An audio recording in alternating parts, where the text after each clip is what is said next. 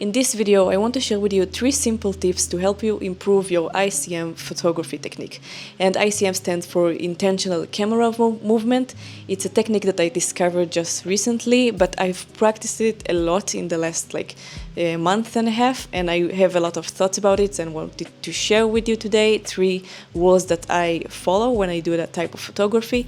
And I will share with you lots of photos from the last week that I took, and I have other videos that I did in the last month with extra photos and tips, so make sure to check those up and subscribe to the channel if it's something that interests you.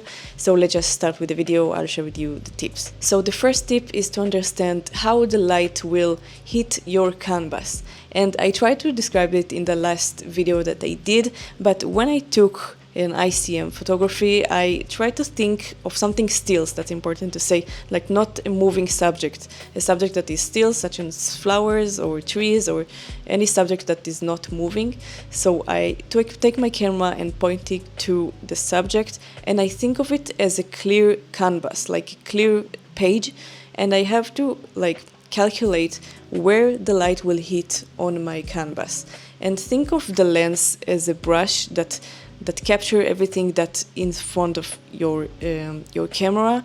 And I have to show you an example to make you understand what I mean by that. So for example, this photo is a photo of a tree that I took at night, and all of the leaves was on the same color, the same shade of green, but I focused my camera. You can see it from I took it for 5 seconds exposure. The shutter speed was 5 seconds, and because I moved my camera like this, a little bit up and down, so a lot of light came through the middle of the frame, and that made the center of the frame take much more light than the edges of the frame, which make the green looks more lighted, and it gave me another shade of green to the photo, and it just made it look more interesting.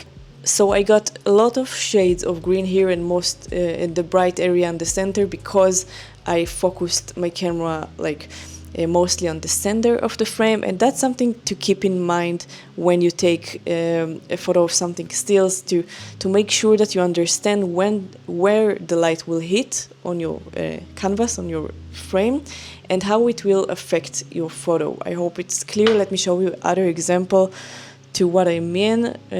Not that one, maybe this one also is a tree with red leaves, and I wanted to capture it like a dream, like something is moving around the frame. So I knew that if I will take my camera and move it like this around my subject, then I will get as a mirror effect of that of those leaves, because the light will hit the same amount of seconds here and here. So I have to dedicate a thought for a second. What result do I want? This is not a coincidence or something that I just flip my camera around and hope to see something nice, which was the case in the beginning. But now I start to understand that it's really important to dedicate the thought about where the light will hit in the camera. And the last photo that I will show you in this specific tip is the photo of that flower that I took yesterday. I wanted to capture the flower, so I did 3 takes on that specific frame. So I want this to look like someone painted this beautiful flower and then took an empty brush and smeared it along the photo. And I did a few tries to capture what I wanted. The first one was really bad. I want just to show you that I did it.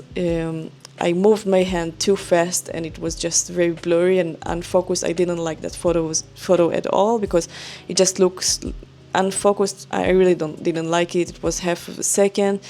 And then I took this one more slowly, which is kind of nice. Maybe some people would prefer that one. It looks like a duplicate of that flower, because I moved my camera slower, like I did the same speed as I said before, across orbiting the flower.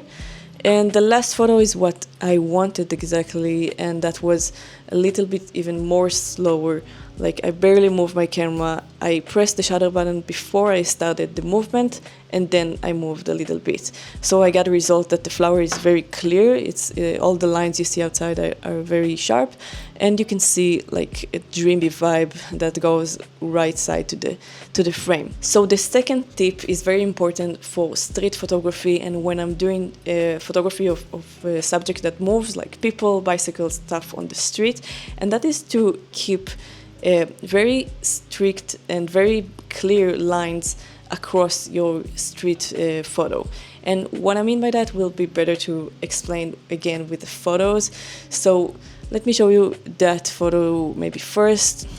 So by the way, before I get to the tip, the colors that you see on the photo is because I put my Lightroom presets on, which are available if you want to check those out. It looked like this before the editing and like this after I started the photo and added my presets, because I like the green-blue vibe for the streets.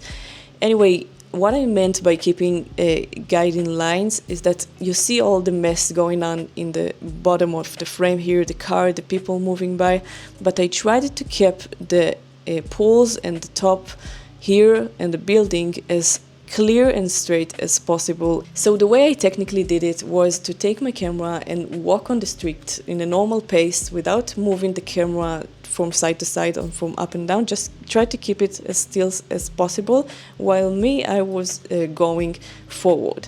And that made an illusion that the buildings in front of me, because I didn't do very long exposure, like 3/5 of a second. Sorry, I don't know how to pronounce that correctly. And it's not like 3 seconds on something very long exposure. So that gave the buildings in front of me and all the straight lines in front of me looks pretty much sharp and unblurry, like the rest of the people and bicycle and cars, things that walk through me. And so when I do that and I keep the lines straight, that makes the viewer understand more clearly what he looks at. Because if everything was blurry and moving and unfocused, so it will be much harder to understand, especially on a busy street outside in the middle of the day, what's going on in the frame.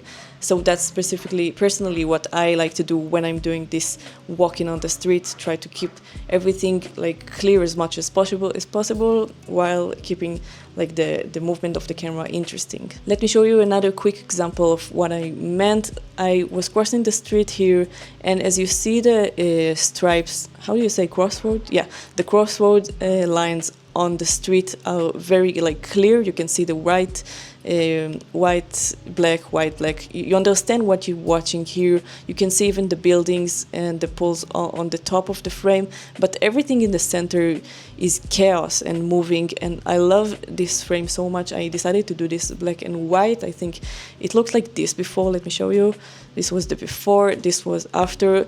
So it was a very busy moment right here where all of those people crossing towards me, and some people cross from where I stand to forward. And because it was so chaotic, I decided to stay in my place and press the shutter button for 4/5 of a second to let everything move forward and backwards in front of me. So that will make the photo, I think, much more interesting. So the last tip is what I think the most important thing to do when you're doing this type of photography, because it's what's different between a good photo and a boring one, in my opinion. And that is to look for interesting lights and shadows. And that is specifically very important in that type of photography, of course, as well as other genres, but I believe that in those specific frames, it's super important, and this is what I specifically look when I'm going to do that type of photography on the street. Again, let me show you photos. It will be much easier to explain. So those two photos, I took them at daytime, which, by the way, I much prefer to do this technique at night to do much longer exposure, but those two photos I took at daytime, and I noticed the yellow lights on the ceiling. It's, by the way, the same street but in a different place, and I wanted to make this look like it was important for me, first of all, that I will see those beautiful lights, yellow lights, across my top image, and I waited for a person or something to go through my my frame. And let me show you this photo what it looks like before I edit it. So as you can see, I cropped this photo a lot. This was the original frame, which I thought it would be nice to add this blurry here of a person moving and the glass on the right side.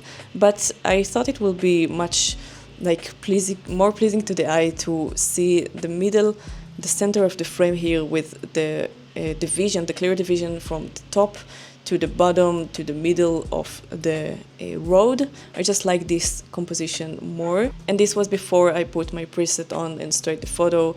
This was after, again here, before and after. I really highlighted all the highlights because I wanted the yellow light to be very popping into the frame.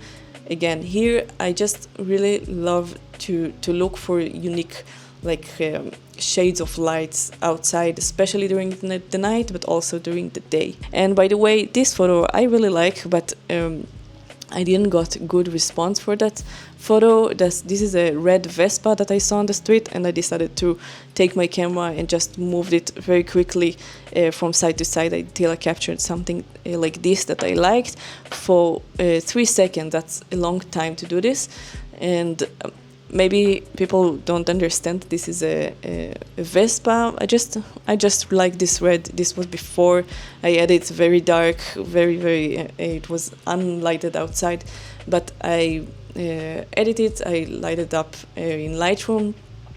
So this is the result that I got. I don't know, I just like this frame. And when you don't have interesting light, you can look for interesting people, bicycles, things that move on the street and make the photo much more interesting. I hope you like those tips. If you did, please put a like on the video. It really helps the channel a lot. Thank you so much for watching. I'll see you soon in the next video.